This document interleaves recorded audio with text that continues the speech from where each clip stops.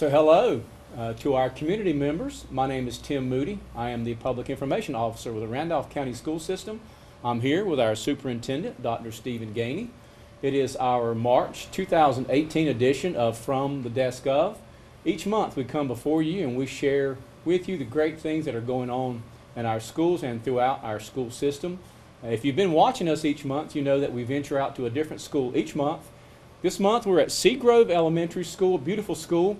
Dr. Gainey, as we do each time, I'll give you just a moment to talk about the school that we're in. Well, Tim, you're right. It's a beautiful school. It's a great campus. Staff is wonderful. This school just continues to get better academically every year. Always excited to see how they end the year, because as the year goes on and you visit the school, you see so much going on in classrooms that's good for kids. The teachers are great, sports staff's great. Jamie Armfield, the principal's in her third year, continues to provide great leadership for this school. So very excited about the future of this school and very excited about where the school has been the last couple of years, because it just continues to get better every year. Sits in a wonderful community. There's a lot of community support, and again, it's just a beautiful facility as well. Well, today is the first day of spring, but you sure wouldn't know it. Woke up this morning to snowfall. And of course, when the snow falls, that brings about all kinds of discussion and challenges. And as timing would have it, we had a modification to our school calendar that is going to be impacted by weather-related events. So just talk about that a little bit. Well, Tim, you know, our school calendar allowed us to absorb 5 days for inclement weather. And, you know, January was a tough month. We used all 5 of those days, and when we say absorb, we didn't have to make those up, because our calendar is based off instructional hours by the calendar law of North Carolina. So we had extra hours that we could use. Well, then we go the whole month of February, no inclement weather, and we get all the way till last week, and all of a sudden we start having snow again. And so, you know, we let out early on Monday, we came late on Tuesday of last week, and then we got to the board meeting 2 nights ago on March 19th, and staff and I decided we probably need to talk to the board a little bit about this, because of the forecast of today was going to be snow again. And so our board asked us how many extra hours we still had that would and still allow us to satisfy the calendar law of North Carolina, and we had about 18 hours of instruction extra still left, and so the board made a decision Monday night on March 19th that starting with yesterday, March 20th, until through the 29th of March, if we missed any days, that we could absorb up to 3 more days. And we wanted some direction from the board, because spring break does start at the end of the day on March 29th, and parents have worked with us all winter long. Obviously, they've had plans for spring break, some of them, and when we missed those 5 days right early on, I think everybody was nervous, and they've been very patient with us, and the board made that decision Monday night because they wanted to make sure they were providing support for the families too, and so we're in a good position. Like I say, the board said Monday night that if we miss, instead of going into spring break to make up days, they say go ahead and you've got enough time to absorb 3 more days. If that's what it takes to keep from messing up spring break at this point, do so. And so that's how we're going to proceed on in the next couple of days. But hopefully, maybe today's the last day. We hope it is. We came late today, 2 hours late, and hopefully today will be the last day and we can get to spring break and get a little break as we head into the 4th quarter. But the board did make that decision on Monday night, and that gives the staff some direction of how to deal with this, and provides a great deal of support for, you know, I say the parents, but the staff needs the break. I mean, we have staff that are very excited about spring break coming, and they get some time off, and then they go into the last quarter. So it's going to be good all around. The board's decisions will be good for a lot of people. So. Well, we talk about a lot of different things in these monthly interviews. It's interesting how often we come back around to the weather, but it is something that we deal with on a regular basis. We will switch gears a little bit and talk about some really exciting news in our school system. A couple of years ago, we had an initiative called Pathways to Prosperity, and we have had an exciting announcement that will be unveiled officially on April 10th. Talk a little bit about that, if you would. I will, Tim, but before I go there, Tim, I need to talk about the weather one more. I left the group out. You know, you know, we're very appreciative of the parents and their support. And I said the staff is looking forward to the break, the parents are looking forward to the break, the kids are looking forward to the break. And so very excited. So I would be wrong not to mention them because they do tremendous work for us. But, you know, if you look at our calendar, we have breaks all through, and it's good for everybody to step away and get some rest. So, but now you talk about Pathways to Prosperity. We've completed 2 Pathway to Prosperity plans. The first one was several years back, and it focused on advanced manufacturing. And these plans are focused on industry needs in our county and where jobs are in our county. And the second Pathway to Prosperity plan came about a year after that. It was focused on health sciences. And now the one we're getting ready to show on April 10th in a press conference and reveal is one that we've been working on. It's Pathway to Prosperity plan focused on agriculture, which is a huge industry in this county, as everybody knows. That lives in Randolph County. It's huge, and it's very fitting for us to do a plan focused on agriculture, and very excited. You know, and this is going to be good for kids because it provides almost a seamless transition from high school to the community college as they work on, you know, developing skills in the agricultural field, working on degrees in that area. But it also shows another thing in our county, which is another example of the partnership between the community college, the Ashburn City School System, and the Randolph County School System. And I think that's very big. You know, I really enjoy interacting with Dr. Shackelford's staff at the community college. I really enjoy interacting with Dr. Worrell, the superintendent of Ashburn City Schools staff and Ashburn City Schools. And obviously, I love our staff. And so to have a partnership with these 3 groups is tremendous. And this isn't the first one. This is the 3rd Pathway to Prosperity. But, you know, last year this time, we went into a partnership and had a lot of success with a Golden Leaf application that wound up providing a lot of resources for all 3, for the community college, Ashburn City Schools, and our school system. So, you know, Terry Worrell has things she has to work for and work with in the Ashburn City Schools. Bob Shackelford does too at the community college, and I do. But we're all part of a bigger community.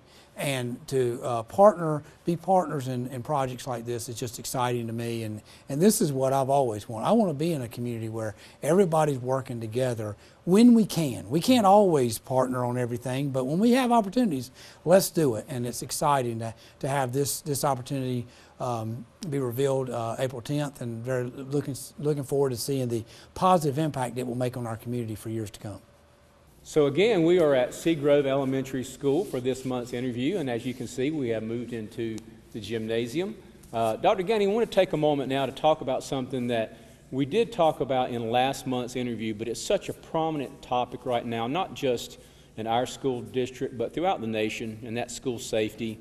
And it is something that, of course, it's a narrative everywhere you turn, concern for the students, concern for the staff persons. Just want to give you an opportunity to talk a little bit about our schools and the fine job that they're doing with regard to this very, very important topic. Well, Tim, you're right. It has been a very important topic. It's always been an important topic, but it's become a major focus of this country in the last month and a half or so.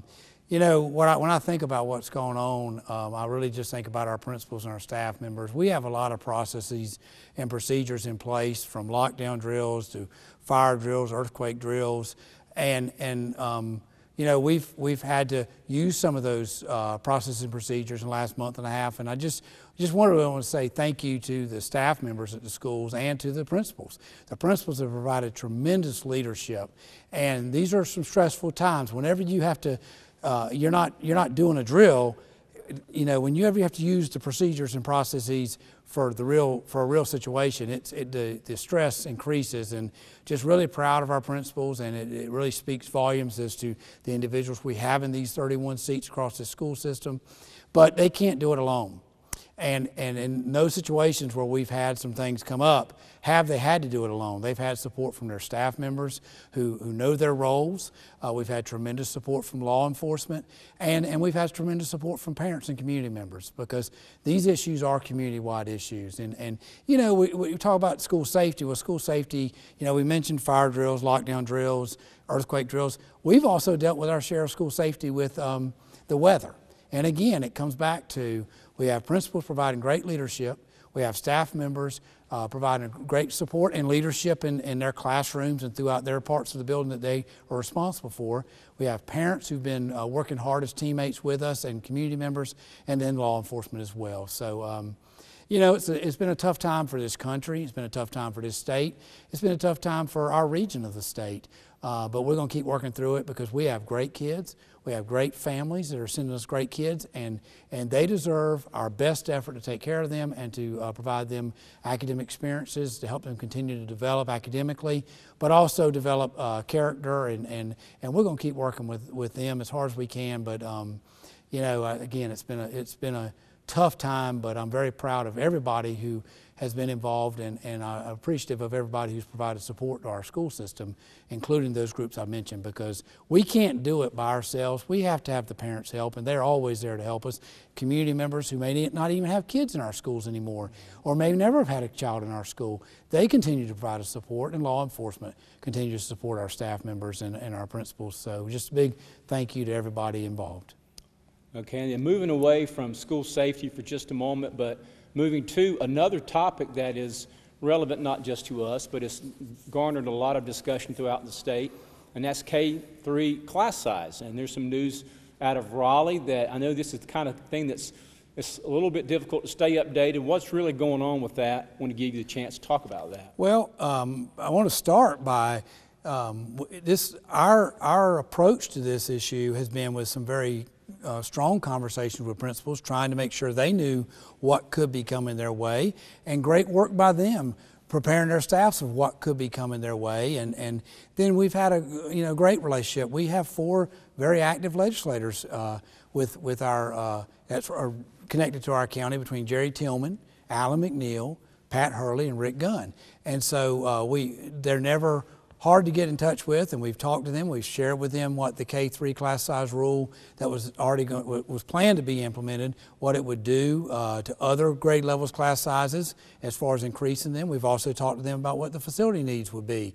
And all this conversation's been going on, and in my opinion, they've been trying to help us, and as have some other legislators, and so they have reached a compromise. And so the class size rule that was going to be implemented has been delayed. It's going to be phased in over a couple of years, and the state is now going to provide us some extra funding for what's called enhancement teachers at the elementary level, which is going to help. So we're going to start moving in the direction of that phase in, but it's going to take several years for them to phase it in, and I really appreciate the legislators listening to what we were sharing with them. We promised them, a lot of my colleagues and I promised them that we would give them accurate information. And you know, the part of this is when you start having these conversations, you've got to earn their trust too. And that's what we're trying to do as school system leaders, is earn their trust. But we couldn't even be at that point if we didn't have principals and teachers giving us good feedback as well. So it's been a team effort. Parents have been involved. I've shared information with them. They know what certain things can do to our class sizes and our facility issues and needs when that class size rule goes in place. But I really appreciate the legislators stepping in, and they've worked and they've come to a compromise. So we're going to phase this in over time, and as we're phasing it in, they're going to each year provide us additional funding for the enhancement teachers at the elementary level, which has been one of the issues that was going to be so detrimental to our class sizes if we didn't get some extra funding in that area. So we'll work with it over the next couple of years. We'll get to where the legislature wants us to be with the class sizes being lower at grades K1, 2, and 3, but based on their efforts and their work in Raleigh, we're not going to have to do it overnight, which was very concerning of superintendents across this state and principals across this state and teachers and parents. All right, so we have now moved from the gymnasium into a classroom here at Seagrove Elementary School. Dr. Gainey, we always enjoy talking about our teachers because of the amazing job that they do. And I know you want to give a little bit of an update to our community on the teacher contract plan. Well, Tim, by law, we had to come up with a contract plan starting for next school year, and what it was teachers who don't have tenure. A couple years ago, the state quit giving teachers tenure, so some teachers still have their tenure because they'd earned it prior to that time, but other teachers who didn't have tenure have been on one-year contracts every year since then. Well, we were challenged with coming up with a new contract plan for the teachers who didn't have tenure, and we could do any kind of combination we wanted, whether after a teacher finished their third year with us, and we went to our board and said we want it to be our third consecutive year, and we also talked about it had to be 100% teacher, not a part-time teacher, each one of those 3 years. So after they finished those 3 consecutive years, we could put them on a 1 year, a 2 year, a 4 year, any kind of combination we wanted to do by law, and talk to the board. And I was so proud of our board, and it speaks volumes for the support. They just really, they're always very supportive of our staff and our teachers and all the other staff members throughout the system. But, you know, we talked to them, I think it was the December board meeting, and we said, here's some options. We can take a teacher after they finish their third consecutive year. They can go on a 1 year and then a 2 year and then a 4 year, or they could go on a 2 year and a 4 year, any kind of combination. We showed them a bunch of combinations, and our board went right to it and said, give them the maximum support we can give them. If you can give them a 4-year contract after they finish those 3 consecutive years, do it. We want to give them maximum support. And so well, I was really excited to go back to my teacher leaders group, which is one teacher from every school. I want to say the board approved it at the January 16 board meeting. And so when I met with that group of teachers, those 31 teachers, I was so proud to go in and say, this is what the board has decided. And they were excited, and my leadership team was very excited because of the amount of support that provides for teachers. And we value our teachers, and just value decisions our board makes. And this was a great decision. I mean, it provided maximum support for the teachers. And I want to say thank you to the board, because as I tell kids a lot of times when I talk to different groups in schools, we have to have our classroom teachers to have school. And we have some great ones all over this school system, and we want to make sure we keep them for a long time. So that was a great day for our school system when the board went in that direction. Okay, and switching gears just a little bit, there is an important date on the calendar each year, and we've talked about it in previous interviews. This year's date is May the 29th, when we will be making a budget request presentation to the county commissioners. I know that's an exciting time for you, and I'll give you a chance to talk about that. Well, Tim, I love working with our Board of Education, and I love working with our county commissioners. And sometimes, I feel very fortunate the 2 groups we have, because I feel like we're making progress as a school system. We're making progress because of the board's efforts, the Board of Education's efforts for our school system. We're making progress because of the county commissioners' efforts. So May 29, I will present our budget. The county commissioners already saw it back in January, on January 16 at our work session. And there'll be 3 items we'll be asking for the upcoming school year. One will be continuation costs, $638,000, and continuation costs include such things as our insurance premiums we cover, our gas, fuel, energy. We have an item in there for charter school growth, as far as how we deal with that when we lose children to charter school, and how we make up some of the funding there, and our commissioners have been very good about helping us there. Another item we're asking for is technology replacements and upgrades, a line item for that, $100,000 there just to replace some of our older computers. And then the one that really just makes me just really excited is our commissioners the last 2 years have moved our local supplement forward, and 0.25% each of the last 2 years. It had not moved since '07, but they have gotten behind this with our Board of Education. And so the third request we're making this year, and they're all current expense requests, is we're asking to finish the 1% we've been working towards as far as increasing supplement. So we were asking for a 0.5% increase, and the commissioners, they're excited about having moved that the last 2 years. Our board's excited about it, so hopefully we can keep that supplement moving for our employees. So it's our smallest budget request since I've been here. It's $1.353 million, and just want to say a big thank you to our commissioners, because they're very easy to work with, but they're very business minded, and they expect us to be able to justify why we make requests, and I wouldn't want it any other way. And our board does the same thing. Why are we asking the commissioners for this? They want to know, and so I really enjoy working for both groups because of their expectations of our staff. And May 29th is always a fun night for me. That night in January is one of my favorite nights of the year too, and it just kind of sums up this job for me. This is the favorite job of all the jobs I've had in my career, and it's because of the many different things I get to deal with, and one of them I I just didn't anticipate the relationship we were going to have with our commissioners. It's been fun to see that develop over time, and I just value it tremendously. I value that relationship with the board. So this will be a big night for our school system and for our kids and our staff, because in those requests, there are things that will touch staff and kids, and that's how it should be. You use the term business-minded, and there's another term that we typically associate with the business community, and that's the term customer service.